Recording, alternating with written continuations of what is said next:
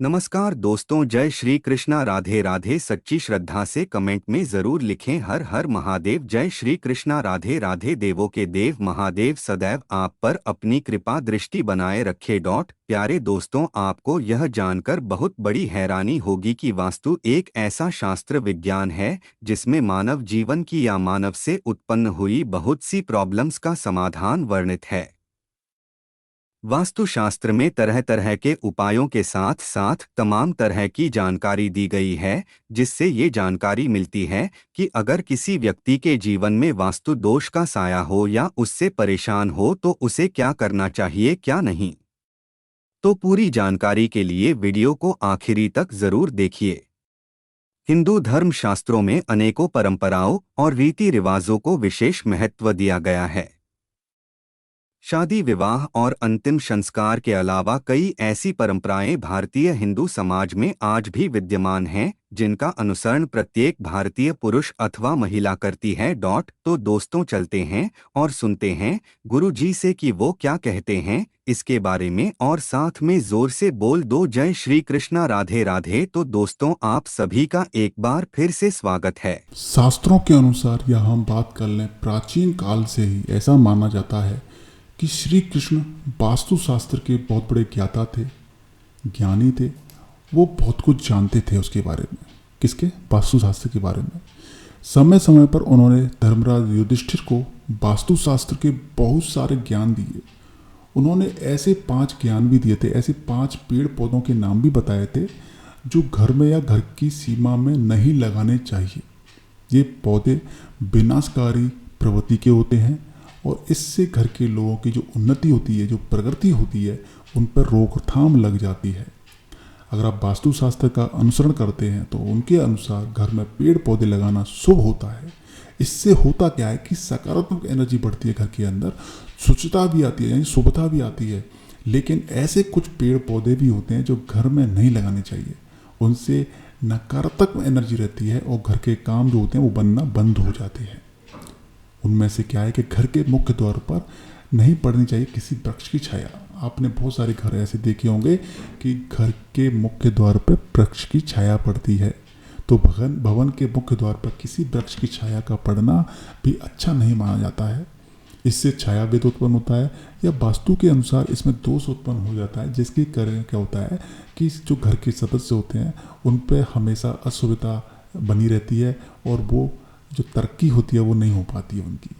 अगला है कि घर के इस एरिया में कोई भी पौधा नहीं लगाना चाहिए, यानी कि भवन के अग्नेय और नेतृत्व कोण में किसी भी प्रकार के वृक्षों को लगाना शुभ नहीं माना जाता है।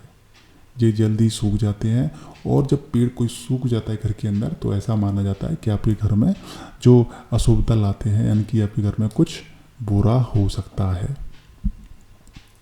घर के उत्तर दिशा में पाम और कनकचंपा का पौधा लगाने से धन में वृद्धि होती है।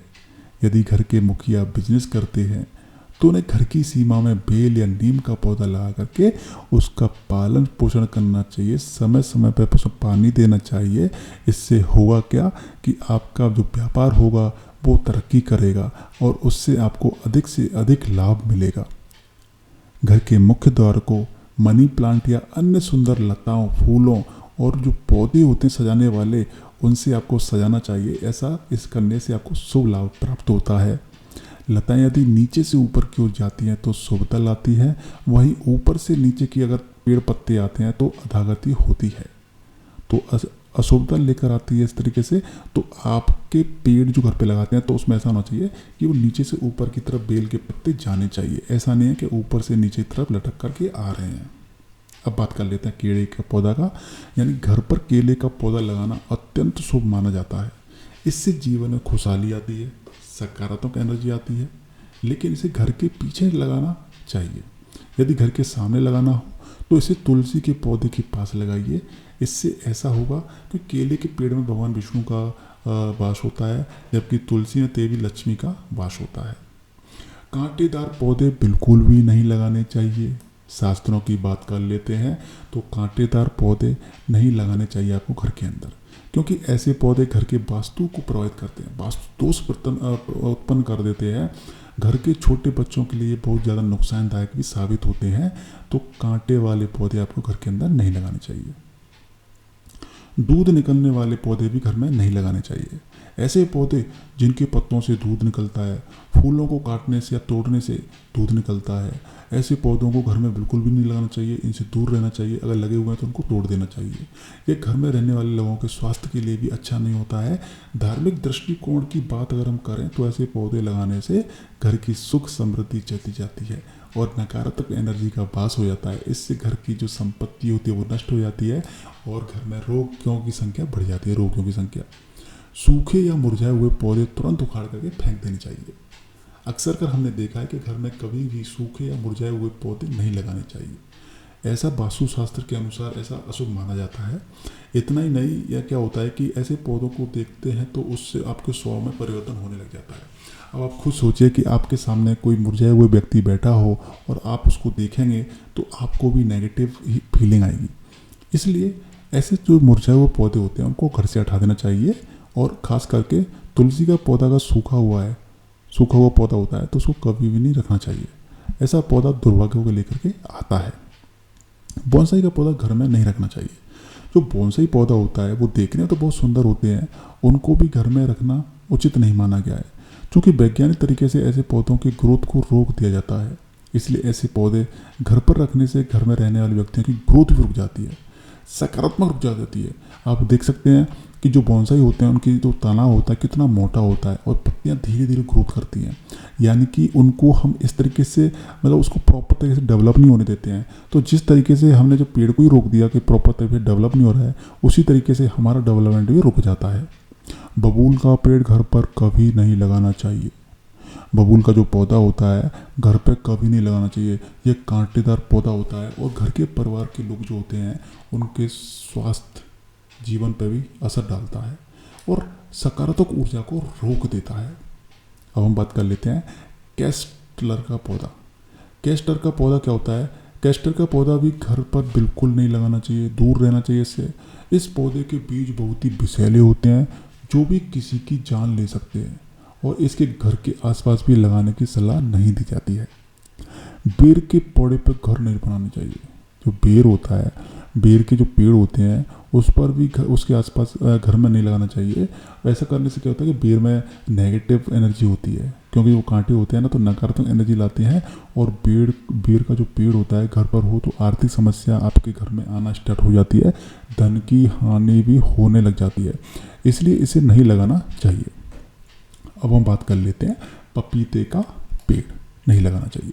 घर में कभी भी पपीते का पेड़ नहीं लगाना चाहिए।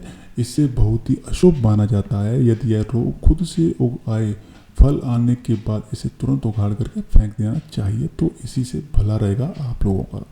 अब हम बात कर लेते हैं कुछ ऐसे पेड़ होते हैं जैसे कि नीम हुआ, नीम, पीपल, बट वृक्ष। यदि पीपल का वृक्ष भवन के पूर्व दिशा में हो तो इसे अशुभ माना जाता है। इससे घर में निर्धनता आने की पूरी संभावना रहती है। जो बट का वृक्ष होगा, आपने सुना है कि बट का वृक्ष घर के पश्चिम दिशा में हो तो घर में शोक का या काला साया बना रहता है। इस तरीके से पेड़ों से थोड़ा बचना चाहिए। तुलसी का पौधा दक्षिण दिशा में हो तो संतान को पीड़ा सहन करनी पड़ सकती है। इसलिए तुलसी के पौधे को कभी भी दक्षिण दिशा में आपको नहीं लगाना चाहिए।